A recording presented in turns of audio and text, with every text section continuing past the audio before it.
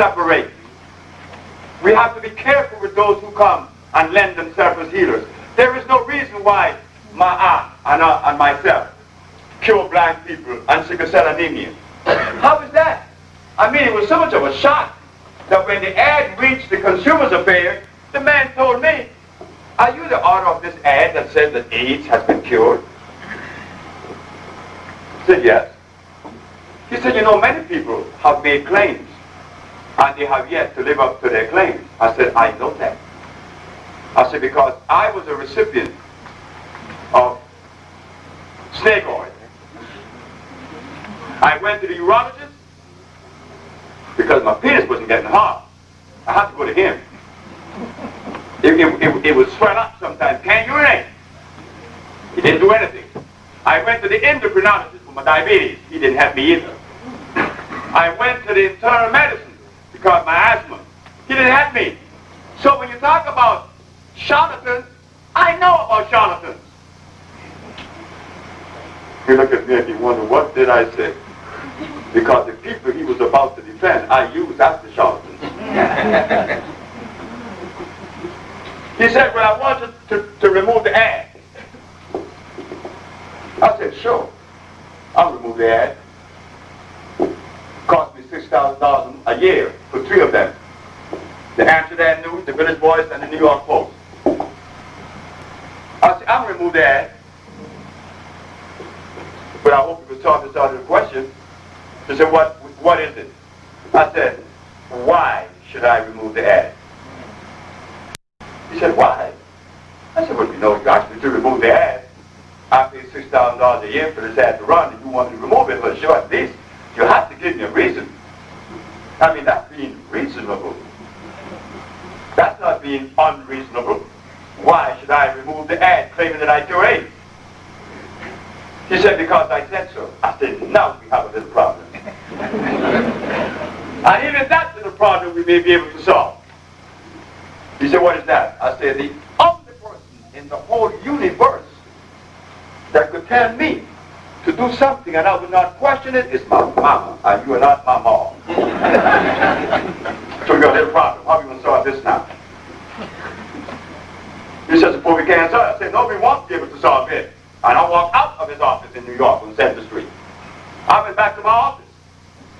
A month later, he called me, which is to be February the 9th, at 8 o'clock on Monday night. February the 9th of 1987 is a Monday night. He called me and said, "You have not removed the ad." I said, "No. But I have a sneaky feeling you're about to tell me why I should remove it." That's a month later. He said, "I see you in hell." And he hung up the phone. When I knew then that I was going to be in a little bit of trouble,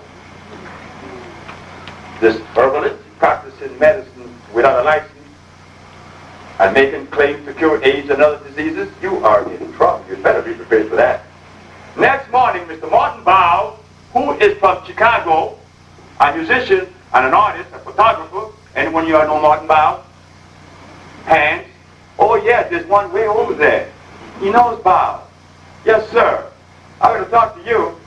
So Bow is visiting me, and Bow looked out of the window and said, "Sebi, this is your day. Channel 7, Channel 2, and Channel 5. He said, "They're going to interview you." Oh gosh, the day has come when I heard my door was being kicked down. Police put handcuffs on me and tell me I was practicing medicine without a license, selling products not approved by the FDA, and claiming to cure AIDS, which is a fraudulent claim, and stuffed the papers in my jacket, and off they went with me. And I'm in front of the camera. When I got down in front of the cameras, Channel 7 asked, "Dr. Sebi, may I ask you a question?" "You may?" "I like questions." "Do you really cure AIDS?" I said, "I cure AIDS then. I cure AIDS now. And for as long as I live, yes, I'll be able to cure AIDS." "Well, how do you feel to be arrested?" I said, "Well, the police have to do things the police way.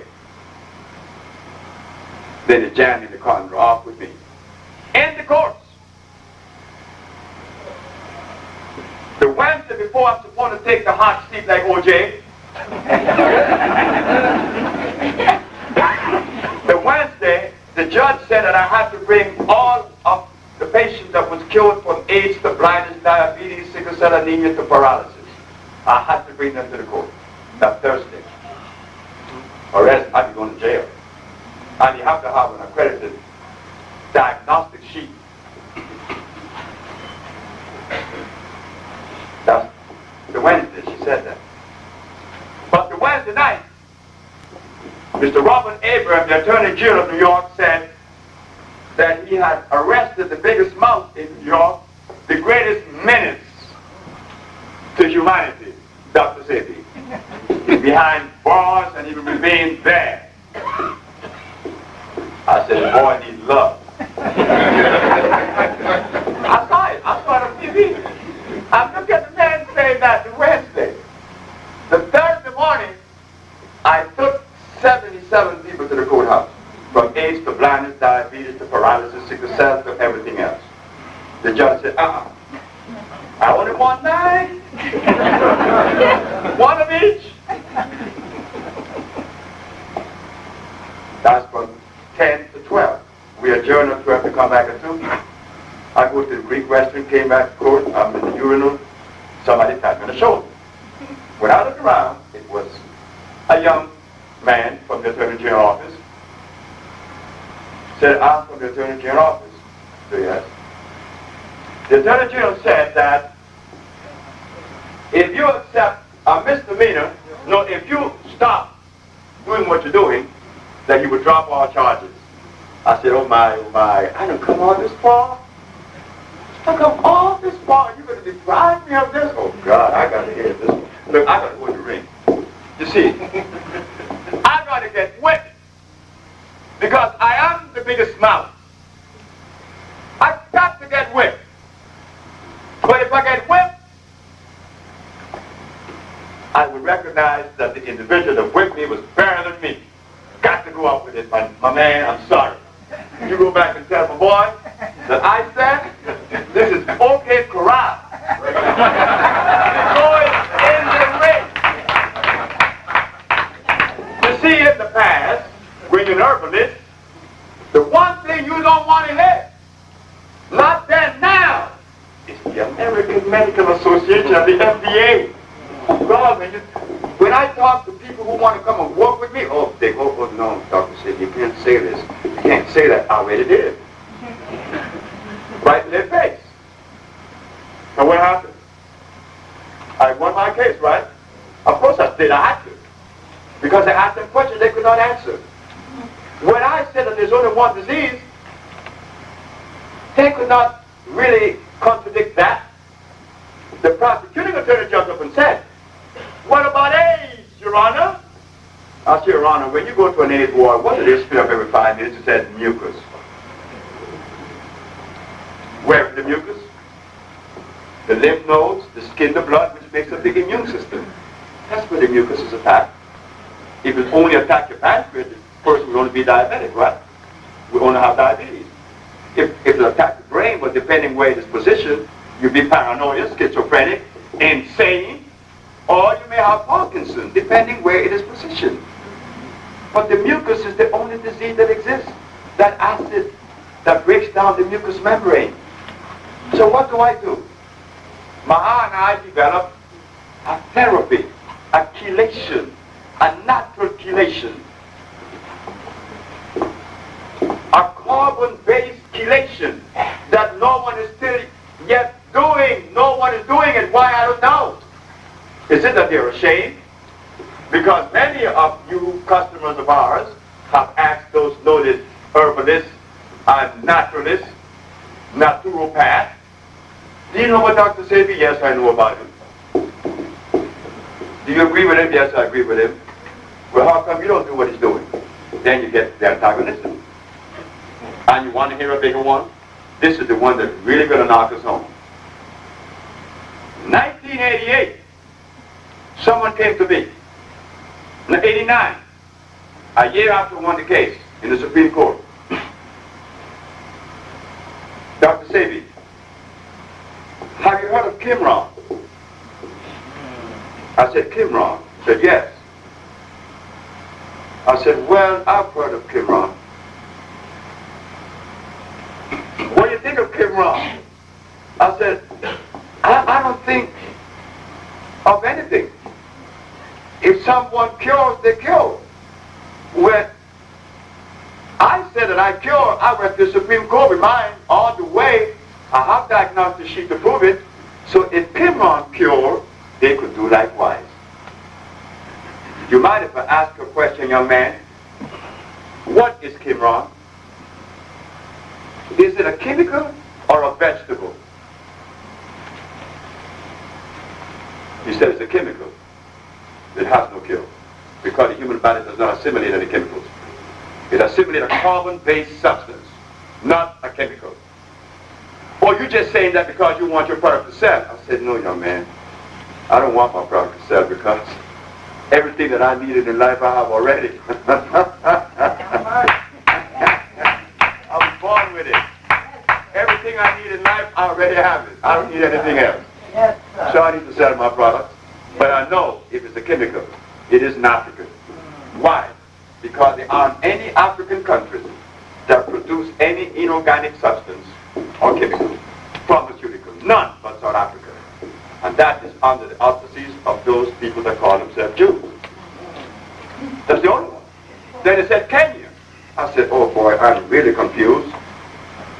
So, I was invited to WHMN, Harvard University, Kojo Nami. Anyone here knows Kojo? Got to know Kojo. He's on Child 32, Evening Exchange. Okay, that's right, Kojo Nami. Kojo invited me. I was in New York. Kojo said, Sebi, please come to Washington quick. Tonight. That's 8 o'clock in the morning. I had to jump on the train to get there for 7 o'clock. So I was there. There's a young Caucasian and a brother. The Caucasian goes on the air first, and he said, well, as far as the research that has been done with AZT and DDS, I find that my research doesn't show where it is good for white or black. And he said, damn. The brother, Kojanami, said, what do you have? He said, well, I just came from Kenya with Qimron. I have a full report on Qimron. Okay? What is it saying? Well, it has shown signs that it raises the T cells. Kojo said, has it cured anyone? He said, no, but research is being done now, but it has raised the T cells. So, he said, what is Qimron? He said, well, it is a composition that was made in Kenya. Kojo said, just a minute. He goes into his bag of tricks and he comes up with something. Qimron is a compound. Does anyone in this audience know what the compound is? No. What is it?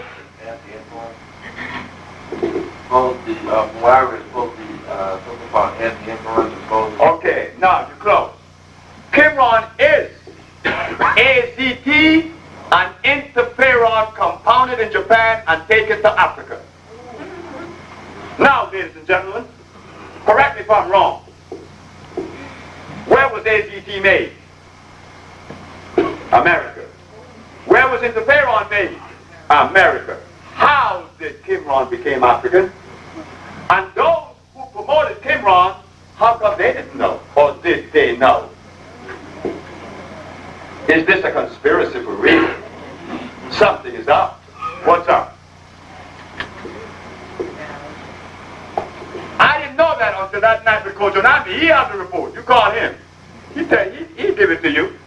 Now you could always call NET, National Education Television, and you ask for a research known as Odyssey 2001, Seeds of Tomorrow.